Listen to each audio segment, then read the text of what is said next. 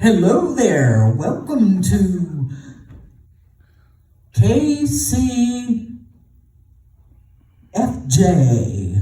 That is Kingdom Church for Jesus.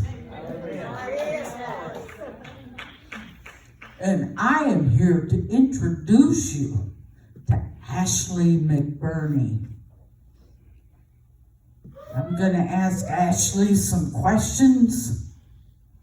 And you're going to get her testimony from there. All right. So, Ashley, what's one of your earliest memories? My earliest memory is my mother passed away when I was 4 years old. I grew very bitter and angry, and I hated everybody. And my whole life, up until probably about last year or so, I wondered why. And everybody says everything happens for a reason. I didn't believe that. Because God loves me, why would he take something I love so much away at so young?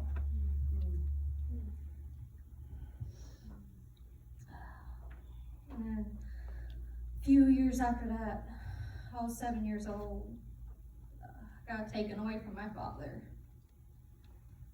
He had a drug and alcohol addiction problem.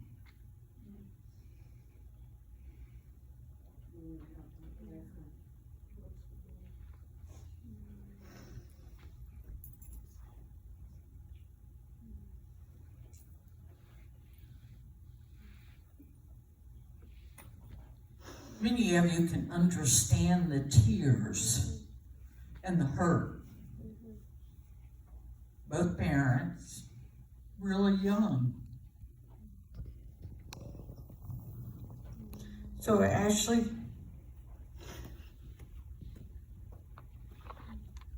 tell us about how you dealt with this anger and frustration and hatred. I rebelled against the world. My oldest sister took custody of me and my middle sister, and lived with her for about 8, 9 years or something like that. And it's hard to be a sister and try to be a mom at the same time when she has 2 young kids of her own. It was rough growing up, and I tried to be a good kid. It just didn't happen. And about 11 to 16 years old, you just want some love and affection, and you want it from somewhere. It don't matter who gives it to you. It don't matter where it comes from. You want that in your life.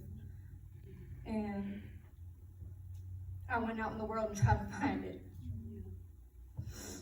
And I was 11 years old on websites shouldn't have been on. Going out with men 2, 3 times my age. And just running around. And you feel like someone cares about you. Somebody wants you in their life. And just one thing they want. And eventually, now I'm in high school. I meet a bunch of people running around with the wrong crowd. I met this one girl.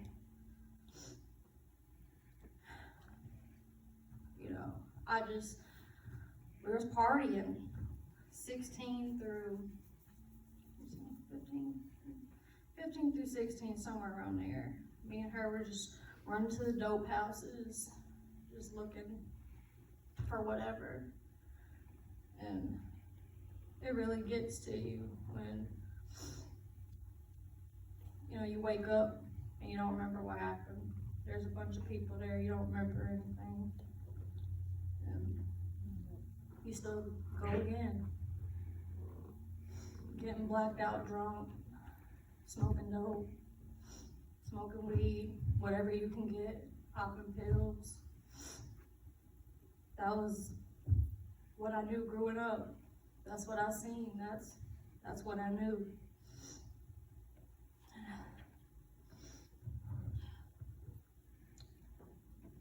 What happened at the end of that era?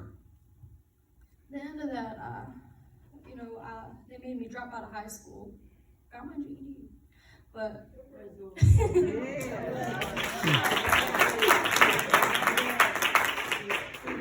but I dropped out. I was 16 at this point.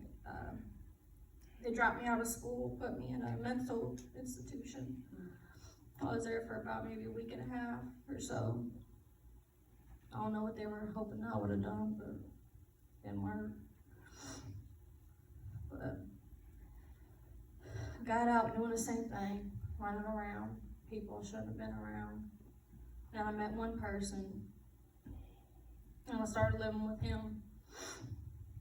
And I started doing good. I got a full-time job. I was working about 2.5, 3 years. And then one day, you know, all these people around work, oh, let's go get high, let's go smoke. I said, what y'all doing? Being a nosy person I shouldn't have been. I started up smoking again. After being like 2.5, 3 years clean, you know, and then I was like, oh, let me hit up old girl. I ain't talked to her in a while. Going from high school. So I started going around her again. Started running around the dope houses, riding with the dope boys.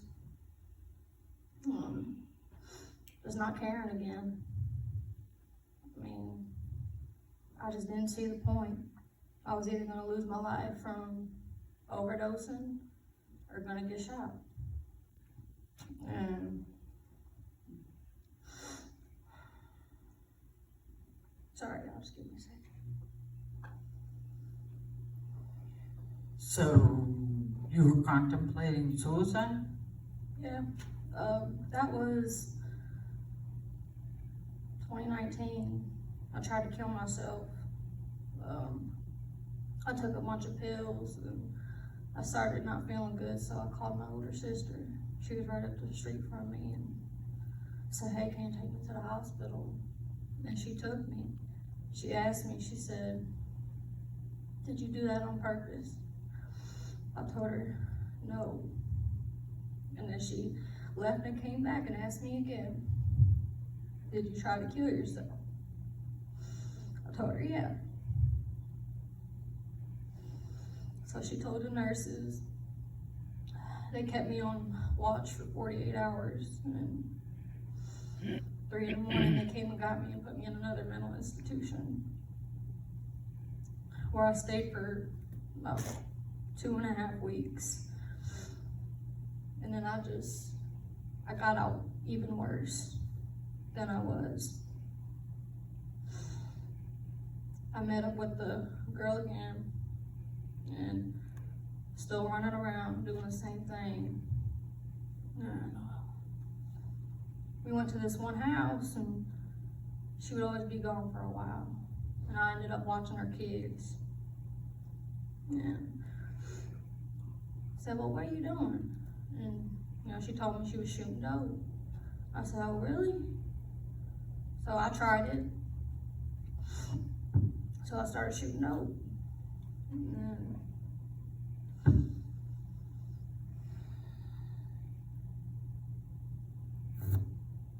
How long did you do that for? How many years?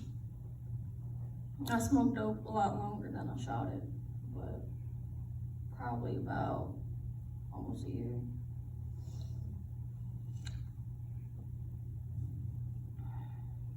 How'd you meet Justin? that handsome man sitting right over here.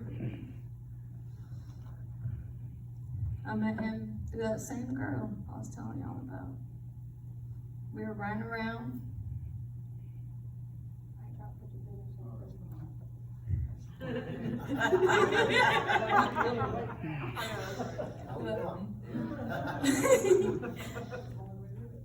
But me and her, I was with her doing community service. It was pouring rain. She called somebody up. She called Justin. He came and picked us up after he got off work. And he was shooting dope too. So we all started shooting dope together. And one day, I stayed a night with him and I ain't never left. And I remember one night, we were sitting in the car and, I was coming down, but, he told me, he said, I want to go to church. I said, all right, me too.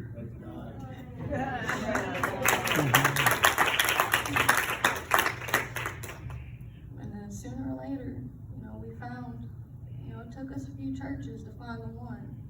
This one right here where we want to be. And I'm very grateful. God put every one of y'all in my life. Him, Justin, and my father-in-law right there. Handsome man. I'm thankful. It took me a while to get it together, and I'm glad. Everything I've been through in my life, I'm glad that, March 2nd of this year, I've been a year sober.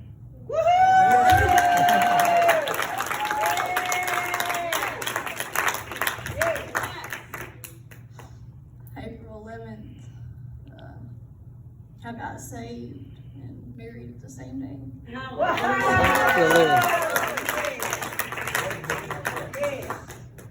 And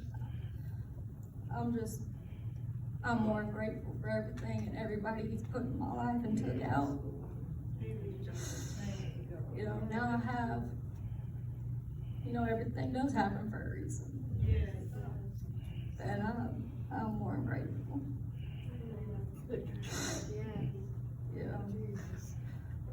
But there's this one verse. I don't know why, it sticks with me. It's Matthew 5, verse 44. But I say unto you, love your enemies, bless them that curse you, do good to them that hate you, and pray for them which despitefully use you and persecute you. I've been working with Lily and Brenda a lot, and they're our blessing. They taught me forgiveness on people I would have never forgave.